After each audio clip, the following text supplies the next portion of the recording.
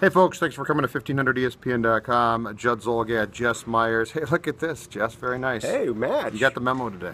Absolutely. Oh, they're very First nice game fleeces. I wore a tie, by the way, too. Yeah, which is what?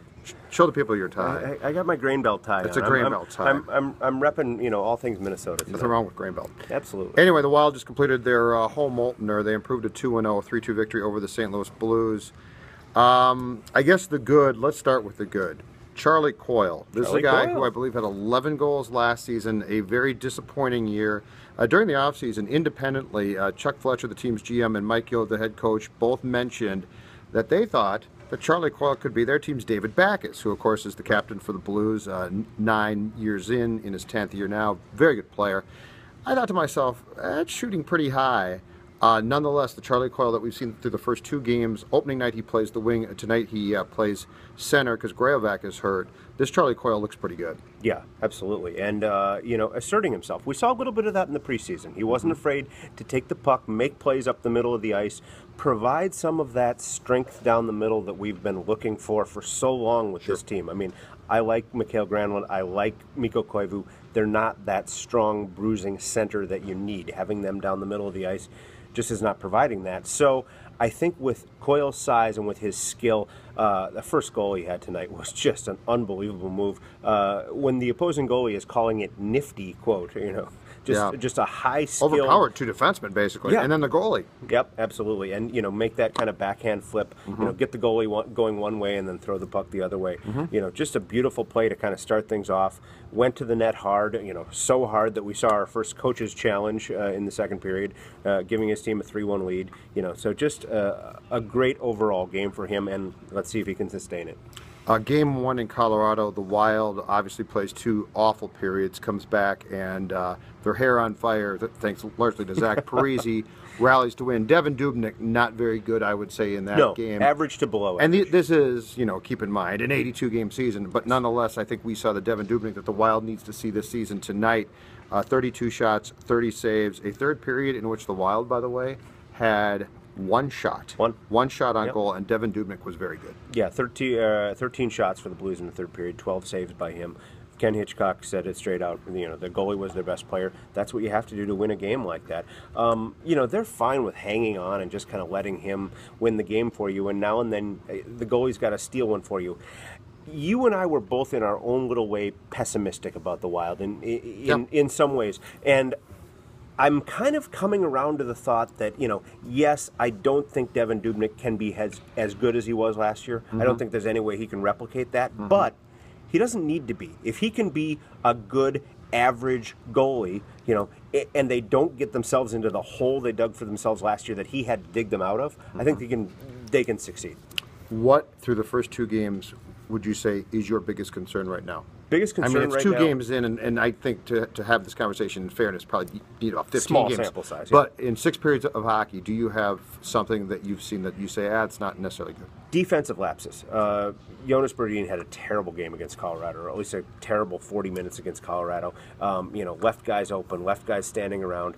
Tonight we saw Tarasenko and Steen and guys like this able to get open and able to make plays too often. And Dubnyk was there to save it for you. But I guess I expected a more sound defensive game after a very small sample size. Can I talk about what I like after 2 games? Yes, of course. That's going to be my next question. Give me what you like. We ripped him to no end last year. I got a feeling it's number 26. Absolutely. Yeah, Thomas Vanek. He looks way more comfortable. The debate a month ago was, is he going to be a playmaker or is he going to be a shooter? How about if he's both? Because that's what he's doing so far. This third line could be actually pretty good. Absolutely. So, for as much as we have buried Thomas Vanek, I think he deserves some praise after 2 games. Yeah, he's in his 30s. Yeah, he's not going to be the player he was for the Gophers or early in Buffalo, but I like this version of Thomas Vanek and the way he's fitting into what he's doing with this team. And Zach Parise, 2 games in, 4 goals. He remains, and it's hard not to take him for granted. Yes. But you watch this guy play.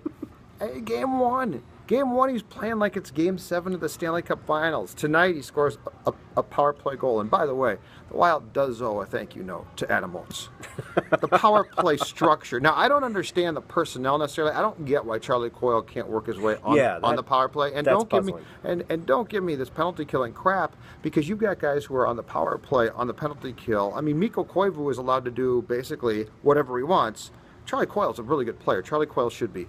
Nonetheless, Zach Parise, back to my point, it's so easy to take this guy for granted, and he brings so much on a nightly basis. Yeah, and just every shift he goes all out, you know, and you see that in practice too. If you watch this guy practice, he'll stay afterwards and just skate laps or skate, you know, end to end, just weird stuff like that where you think you're this late in your career, you've got 10 years left on a contract that's, you know, set you for life, and yet he comes to the rink every day and does this stuff that just has you going, wow, where does he get the energy? First, he works like he's Wes Walz. Yeah. And God bless Wes Walz, but Wes Walz worked that hard because he knew he didn't have the talent.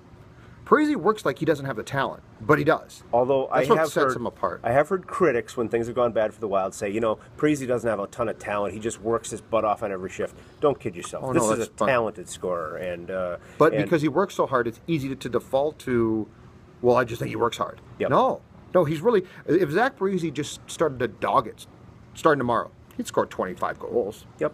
He'd still be very good. Absolutely. But he works like he has to make the roster. Right. And, you know, the chemistry he has with Pominville it shows up again tonight. You know, the goal that he gets, he's trying to feed it to Pominville, and as a, you know, goofy bounce, it goes off of somebody's stick and goes in the net. I mean, the way those two work together is fun to watch. Jason Pominville, by the way, am I correct? Yet to get on the goal scoring sheet? Don't think, no, we haven't seen him yet. It's going to have to change, too. A lot of money invested there, a lot of money in Dubnyk. A lot of money in some guys. Nice period for this team, though. Once again, not panicking. Nice period for this team, though. They get 4 days off, then they get a nice little... little... the schedule. Yeah, you know, you want to play more games early. Although, I will say, come on. Early in the season, if you're going to play 4 of your first games on the 5 games on the road, I like that because you get away, you bond a little bit as a team. You know, you're going out to a place like Arizona where you can relax a little bit. Granted, you want to go to Arizona in January, or you know, why don't you tell the truth? You're LA. A closet Coyotes fan. You know, I've said this before. It's going to be your team. Just admit I want the Coyotes to stay where they are, just because I might retire in Arizona someday. And you're going to get season tickets, and you're going to become the biggest team. Coyotes enthusiast there is. It's unbelievable. Jess Myers, thank you very much. Catch Jess's work, read his work actually, 1500ESPN.com. I'm Zulgad. If you've stayed with us this long, thanks, and I'm sure you enjoyed the fleeces. Bye. Absolutely.